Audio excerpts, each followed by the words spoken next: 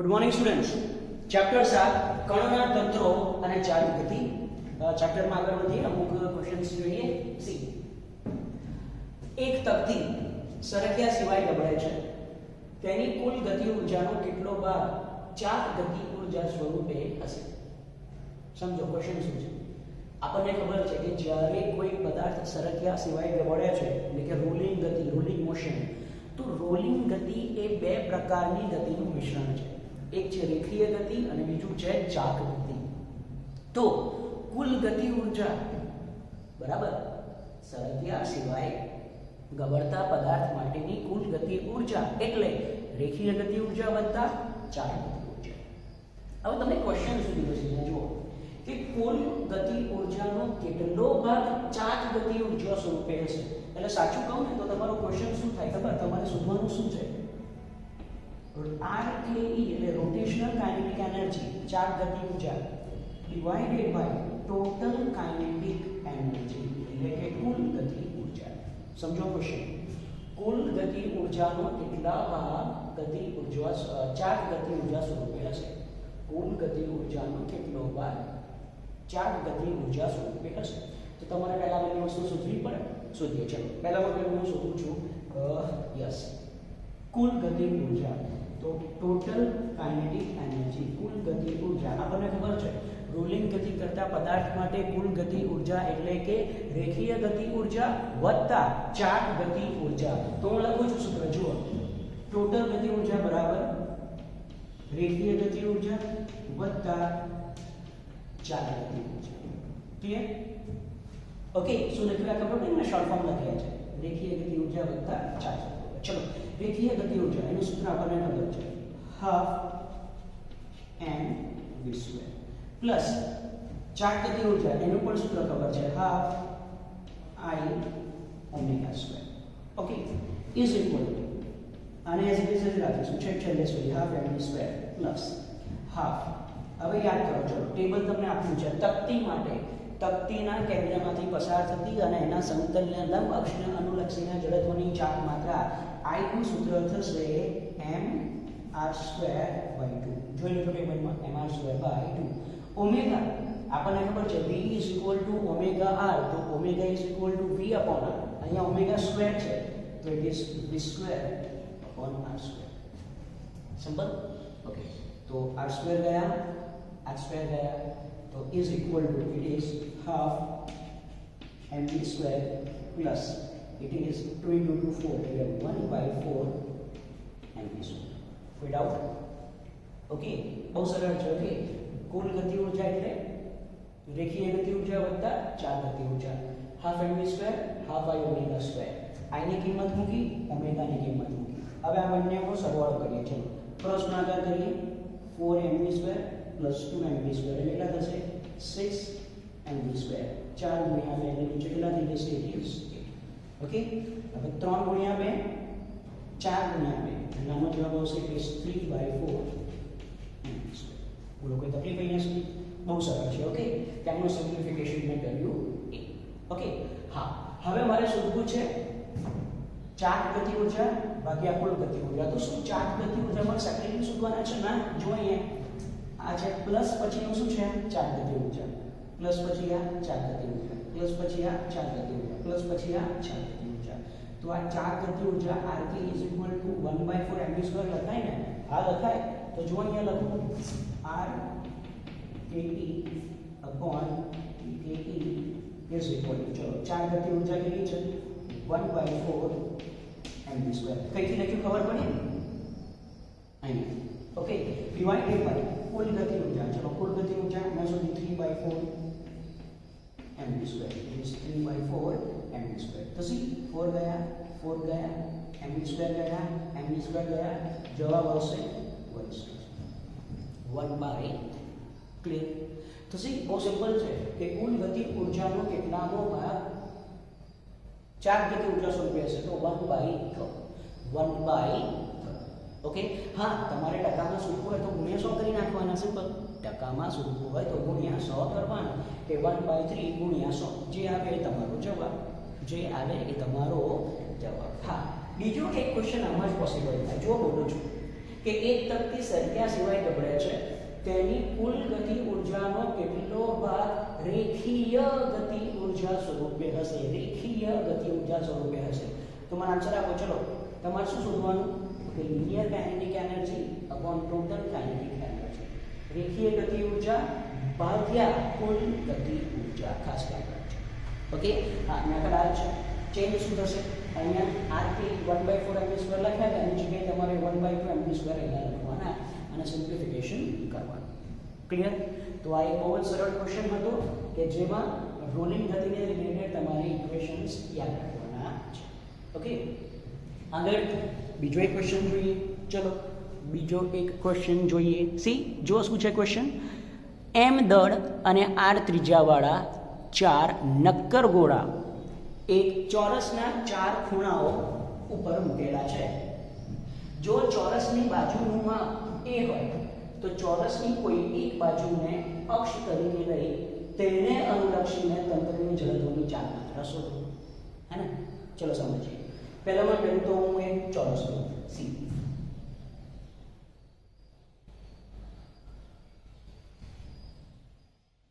આ એક ચોરસ છે, એની બાજુનું માપ છે a, બાજુનું માપ છે a. બરાબર? ચલો m દળ અને r ત્રિજ્યાના 4 નક્કર ગોળાઓ આ ચોરસના 4 ખૂણાઓ ઉપર મૂકેલા છે. 4 ગોળાઓ આ રીતે મૂકેલા છે. ઓકે,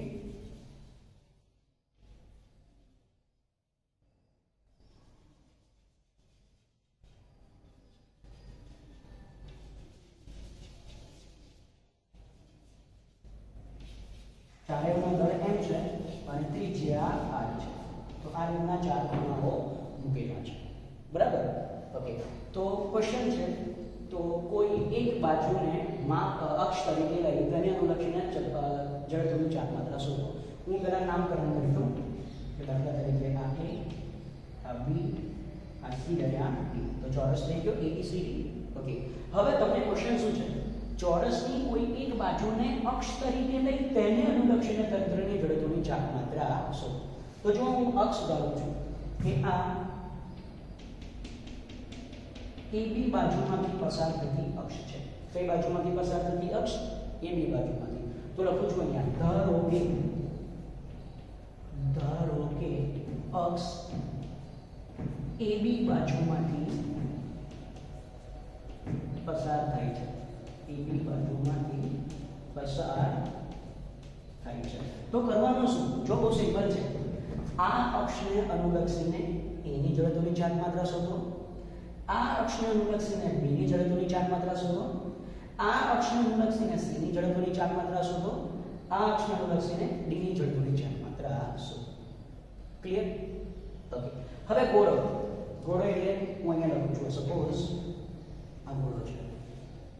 ઓકે, તો જો અક્ષ એના વ્યાસમાંથી જ પસાર થતી હોય ને, અક્ષ એના વ્યાસમાંથી જ પસાર થતી હોય આ રીતે, તો એ અક્ષને અનુલક્ષીને જડત્વની ચાર માત્રાનું સૂત્ર શું થાય? I is equal to 2/5 mr².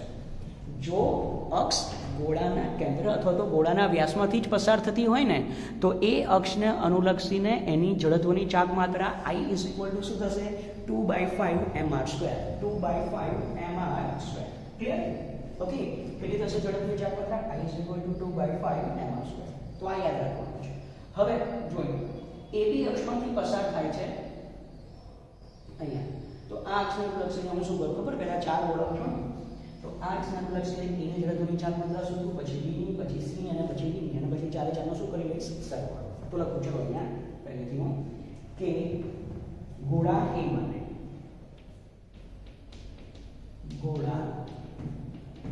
માટે ચલો આ એવો ગોળો A. ઓકે, આ અક્ષને અનુલક્ષીને શોધવાની છે અને આ જુઓ ગોળા એના વ્યાસમાંથી કે એટલે એના કેન્દ્રમાંથી પસાર થાય છે. તો બહુ સિમ્પલ થઈ ગયું ને.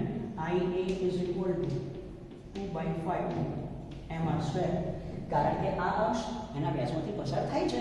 સિમ્પલ. ઓકે, ચલો એ જ રીતે ગોળા B માટે અગેન આ અક્ષને અનુલક્ષીને જડત્વની ચાર માત્રા શોધવાની છે. આ અક્ષ ઓકે સી B માંથી પસાર થાય છે, B ના વ્યાસમાંથી, તો શું આવશે b માટે પણ ib is equal to 2/5 mr². બોલો કોઈ ડાઉટ? ઓકે, ચલો હવે ગોળા c માટે. તો ગોળા c માટે ચલો c આવી જાઓ. અરે એનો વ્યાસ એટલે કે આ કહેવાય ને, એનો વ્યાસ એટલે કે આ કહેવાય. અને આમાંથી પસાર થતી અક્ષની અનુલક્ષની જડત્વની ચાર માત્રા કેટલી થાય? તો કે 2/5 mr². i બરાબર. ઓકે, પણ શું આપણે આ અક્ષને અનુલક્ષીને જડત્વની ચાર માત્રા શોધવાની છે? ના, આ અક્ષને અનુલક્ષીને. જો આ એના વ્યાસમાંથી પસાર થતી અક્ષ અને એને અનુલક્ષીને જડત્વની ચાર માત્રા 2/5 mr² ખબર છે, બટ મારે આને અનુલક્ષીને નહીં, આને અનુલક્ષીને શોધવાનું છે. આ બંને અક્ષો એકબીજાને કેવી છે? સમાંતર. આ બંને અક્ષો એકબીજાને કેવી છે? સમાંતર. તો સમાંતર અક્ષનો પ્રમેય યુઝ કરી અને આ સીની આ અક્ષને અનુલક્ષીને જડત્વની ચાર માત્રા લખું છું. ખાસ ધ્યાન રાખજો કે રીતે લખું છું. IC is equal to સમાંતર અક્ષનો પ્રમેય. પહેલા એના કેન્દ્રમાંથી પસાર થતી અક્ષને અનુલક્ષીને જડત્વની ચાર માત્રા 2/5 mr² પ્લસ m બે અક્ષો વચ્ચેનું અંતર કેટલું થઈ જશે? 3. So it is 2/5 mr² plus m². ખબર પડી આ શું કર્યું? સમાંતર અક્ષનો પ્રમેય યુઝ કર્યો છે. IC plus md². ઓકે, હવે જો c માટે તમને આ રીતે ખબર પડશે ને, તો ગોળા d માટે પણ ખબર પડશે. જો લખો અહીંયા આપણે ગોળા d માટે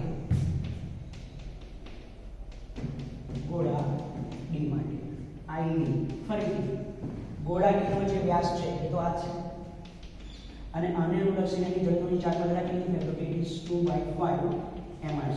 બટ શું આપણે આ વ્યાસને અનુલક્ષીને જડત્વની ચાર માત્રા શોધવાની છે? ના, આ છે.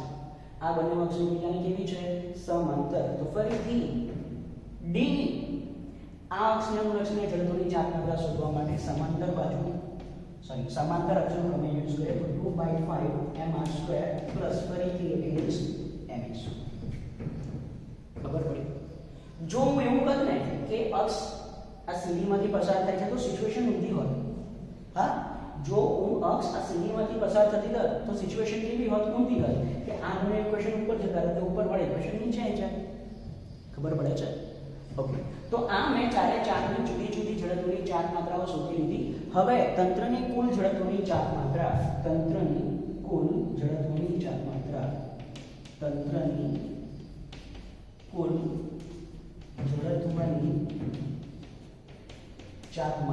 I is equal to, બહુ સિમ્પલ છે, a plus b plus c plus d, ia plus ib plus ic plus id is equal to, ચલો ચારે ચારનો સરવાળો કરવાનો છે. બહુ સિમ્પલ રીતે સરવાળો કરીએ. જુઓ 2/5 mr² plus 2/5 mr² plus 2/5 mr² plus 2/5 mr² એટલે ચાર વખત 2/5 mr² plus ms² plus ms² એટલે બે વખત ms². ક્લિયર આટલું? જો અહીંયાથી 2m અહીંયાથી 2m કોમન નીકળી જશે તો 2m કોમન કાઢ્યા તો બાકી રહેશે 4/5 r² અને અહીંયા બાકી રહેશે a². ક્લિયર? તો આ થઈ ગઈ આપેલ કોઈ એક બાજુમાંથી પસાર થતી અક્ષને અનુલક્ષીને જડત્વની ચાર માત્રા. ક્લિયર? હા, તમે કોઈ પણ બાજુ લેશો ને તો કોઈ પણ બાજુ માટે આ આખું તંત્ર સમમિતિ ધરાવતું હોવાના કારણે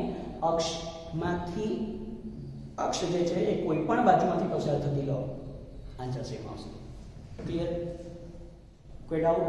તો આ બે ક્વેશ્ચન જોયા. પહેલો ક્વેશ્ચન હતો સરક્યા સિવાય ગબડતા પદાર્થ માટે. બીજો ક્વેશ્ચન છે કે જડત્વની ચાર માત્રા કઈ રીતે શોધાય. ઓકે, આગળના બીજા ક્વેશ્ચન જોઈએ હવે.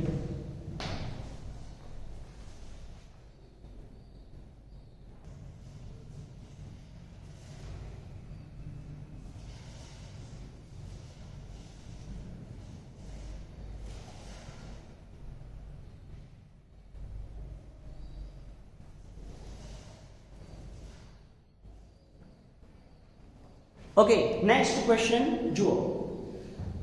પૃથ્વીની પોતાની ધરીને અનુલક્ષીને ચાર ગતિ માટે કોણીય વેગમાન શોધો. પૃથ્વીનું દળ m બરાબર 6 × 10⁻²4 kg અને ત્રિજ્યા r બરાબર 6400 કિલોમીટર. હવે જો આ ત્રિજ્યા r બરાબર 6400 કિલોમીટર છે ને, એટલે એટલે 6400 ગુણ્યા 10 ની 3 ઘાત ઇઝ ઇક્વલ ટુ 6.4 એટલે 1 2 3 વર્ગમૂળ થયો તો 10⁶ મીટર આ યાદ રાખજો ઓકે ચલો હવે આપણને શોધવાનું શું કીધું કે ચાર ગતિ માટે કોણીય વેગમાન શોધો તો ચલો કોણીય વેગમાન તો કોણીય વેગમાનનું સૂત્ર છે કોણીય વેગમાન L = I ઓમેગા હા કોણીય વેગમાન માટેનું આ એક સૂત્ર છે કે કોણીય વેગમાન L = I ઓમેગા તો તમારે પહેલા I એટલે કે જડત્વની ચાર માત્રા શોધવાની ત્યારબાદ ઓમેગા એટલે કે પૃથ્વીની પોતાની અક્ષને અનુલક્ષીને કોણીય ઝડપ શોધવાની કઈ રીતે શોધીશું અહીંયા સાઈડમાં શોધીએ આપણે ચલો દીકુ જગ્યા છે તો હિયર પહેલું જડત્વની ચાર માત્રા ચલો જડત્વની ચાર માત્રા પૃથ્વી નક્કર ગોળા તરીકે વર્તે છે હા પૃથ્વી નક્કર ગોળા તરીકે વર્તે છે તો નક્કર ગોળાની જડત્વની ચાર માત્રાનું સૂત્ર છે 2/5 mr². યસ 2/5 mr² તો ઇઝ ઇક્વલ ટુ 2/5 ચલો m પૃથ્વીનું દળ આપ્યું છે 6 × 10⁻24 અને ત્રિજ્યા છે 6.4 × 10⁻6 એનો વર્ગ ક્લિયર હવે કેલ્ક્યુલેશન કરીએ ઇઝ ઇક્વલ ટુ ચલો કેલ્ક્યુલેશન કરીએ બહુ જ સરળ કેલ્ક્યુલેશન છે જુઓ 2 × 6 × 6.4 × 6.4 બે વખત 6.4 કરવા પડશે ડિવાઇડેડ બાય 5 તો ઇઝ ઇક્વલ ટુ 98.304 ઇન્ટુ ચલો પાવર કેટલો આવશે જુઓ 24 તો અહીંયા છે 6 ગુણ્યા 2 એટલે 12 24 + 12 એટલે it is 10⁻36 યુનિટ આવશે કેજી મીટર સ્ક્વેર સિમ્પલ તો હા પૃથ્વી નક્કર ગોળા તરીકે વર્તે છે માટે એની જડત્વની ચાર માત્રાનું સૂત્ર I = 2/5 mr². શોધી લીધું બીજું શોધવાનું છે કોણીય ઝડપ તો ચલો કોણીય ઝડપનું સૂત્ર ઓમેગા = 2π/t t એટલે આવર્તકાળ એટલે કે પૃથ્વીને પોતાની ધરી ઉપર જ એક પરિભ્રમણ પૂર્ણ કરવા માટે લાગતો સમય પૃથ્વીને પોતાની ધરી પર જ એક પરિભ્રમણ પૂર્ણ કરવા લાગતો સમય કેટલો છે સમય ખબર છે હા t = 24 અવર 24 કલાકમાં એક પરિભ્રમણ પૂરું કરે ને તો સેકન્ડમાં કન્વર્ટ કરવા પડશે તો 24 ગુણ્યા 3600 સેકન્ડ ઓકે ચલો કિંમતો મૂકી દઈએ તો is equal to it is 2 × 3.14 divided by it is 24 ગુણ્યા 3600 એટલે 36 ગુણ્યા 100 લખાઈ આવું હા ચલો કેલ્ક્યુલેશન કરીએ આપણે હવે તો 2 ગુણ્યા 3.14 બરાબર ભાગ્યા 24 ભાગ્યા 36 જવાબ આવે છે 0.007 મેં બહુ પોઈન્ટ્સ પાછળના નથી લીધા 0.007 અને ડિવાઇડેડ બાય 100 તો મેં રાખ્યા છે એટલે આને લખાશે 7 ગુણ્યા 10⁻³ ડિવાઇડેડ બાય 10⁻². તો જવાબ આનો શું હશે ખબર 7 × 10⁻5 ઓમેગા છે એટલે ઇઝ રેડિયન પર સેકન્ડ. ચલો ક્લિયર આટલી વસ્તુ ઇટ ઇઝ રેડિયન પર સેકન્ડ 7 ગુણ્યા 10⁻5 રેડિયન પર સેકન્ડ. ઓકે હવે I મળી ગયા છે ઓમેગા પણ મળી ગયા છે તો હવે તો કોણીય વેગમાનનું સૂત્ર જ આપણે સીધું લખીએ ને કે કોણીય વેગમાન L = I ઓમેગા. ચલો I ની કિંમત શું છે I ની કિંમત 98.304 × 10⁻36 ઇન્ટુ ઓમેગા એટલે 7 × 10⁻5 તો ઇઝ ઇક્વલ ચલો 98.304 into 7 તો એનો જવાબ આવશે 688.128 into 36 માંથી 5 જશે તો 10⁻31 ઓકે ઇઝ ઇક્વલ જો આ બે પોઈન્ટ આ સાઈડ મૂવ કરું ને તો 6.88 into 10⁻33 અને L એટલે કોણીય વેગમાનનો એકમ ખબર છે કોણીય વેગમાનનો એકમ ખબર છે જો કહું ના ખબર હોય તો કોણીય વેગમાન l = તમે આ સૂત્ર યાદ રાખો તો ચાલે mdr. m નો એકમ થાય kg, આ થશે મીટર પર સેકન્ડ, આ થશે મીટર. તો બહુ simple, it is kg metre square પર સેકન્ડ. ક્લિયર? તો આ થઈ ગયો એનો જવાબ કે 6.88 × 10⁻33. હા, તમે અહીંયા પોઈન્ટ પાછળ જો 7 ની પાછળ વધારે એક ડિજિટ લેશો ને તો તમારો જે આન્સર છે છેલ્લો 7 પોઈન્ટ સમથિંગ આવશે. ક્લિયર આટલું?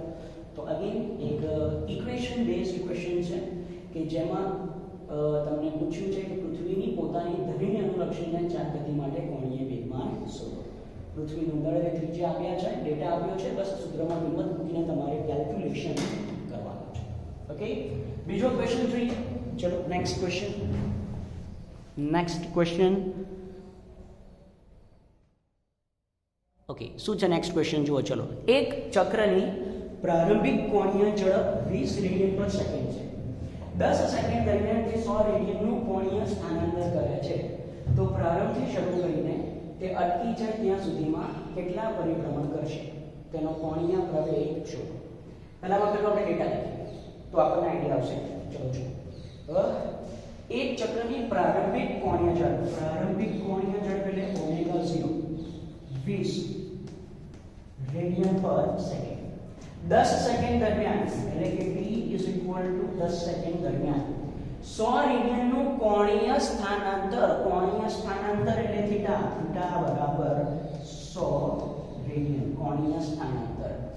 તો પ્રારંભથી શરૂ કરીને તે અટકી જાય, છેલ્લે અટકી જાય છે એટલે કે અંતિમ કોણીય ઝડપ થઈ જશે 0, કારણ કે તે અટકી જાય છે. ઓકે, ચલો, તો ત્યાં સુધીમાં તે કેટલા પરિભ્રમણ કરશે એટલે કે પરિભ્રમણની સંખ્યા શોધવાની છે અને તેનો કોણીય પ્રવેગ કેટલો હશે એટલે કે આલ્ફા = ક્વેશ્ચન માર્ક. બરાબર? ચલો, બે ક્વેશ્ચન સરળ છે. પહેલામાં પહેલું આલ્ફા શોધી લઈએ. ચલો, alpha = omega minus omega 0/t. Simple સૂત્ર છે. alpha = omega minus omega 0/t. So alpha = omega 0 20 અને સમય છે 10. તો alpha = -2 રેડિયન પર સેકન્ડ સ્ક્વેર. પ્રવેગ છે ને, તો સેકન્ડ સ્ક્વેર. તો યસ, પહેલો ક્વેશ્ચન તો બહુ સરળ છે. alpha = -2 રેડિયન પર સેકન્ડ સ્ક્વેર. ક્લિયર? ચલો બીજો ક્વેશ્ચન. યસ, કેટલા પરિભ્રમણ કરશે? આ પરિભ્રમણ માટે મેં તમને પહેલા પણ કીધું કે શું કરવાનું. તો આપણને એક રિલેશન ખબર છે કે કોણીય સ્થાનાંતર, જો કોણીય સ્થાનાંતર 2π રેડિયન હોય તો પરિભ્રમણની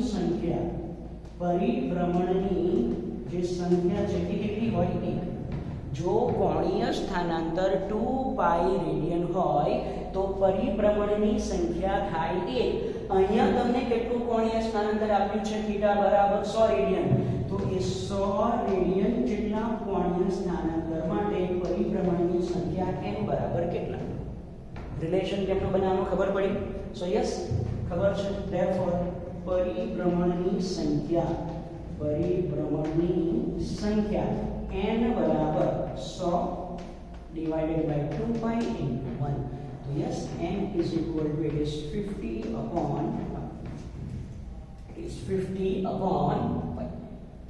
ક્લિયર? આ થઈ ગયા પરિભ્રમણની સંખ્યા 50/π. ક્લિયર? બહુ સરળ છે. તો યસ, અમુક ક્વેશ્ચન્સ કેમના સોલ્વ થાય તો તમને ડેટા ખબર પડવી જોઈએ કે તમને કયો ડેટા આપેલો છે. તો એ ડેટા પરથી જો તમે આ રીતનો ડેટા લખશો ને તો એ ડેટા પરથી તમને ઈઝીલી ખબર પડે કે તમારે કયું સૂત્ર યુઝ કરવાનું છે. ક્લિયર? તો યસ, 4 ક્વેશ્ચન સોલ્વ કર્યા છે. બરાબર? સમજવાના છે ક્વેશ્ચન્સ કે ક્વેશ્ચન કઈ રીતે સોલ્વ થાય. ઓકે, જવાબ કઈ રીતે આવે છે, કઈ મેથડ કરવાની છે એ ખબર હોવી જોઈએ. આમાં બી કશું ગોખવાનું નથી, આ સમજવાની વસ્તુ છે. જો તમને સૂત્રો ખબર હોય, માહિતી ખબર પડે તો તમે બહુ જ ઇઝીલી ક્વેશ્ચન સોલ્વ કરી શકો છો. આજ માટે આટલું જ. This is it four today.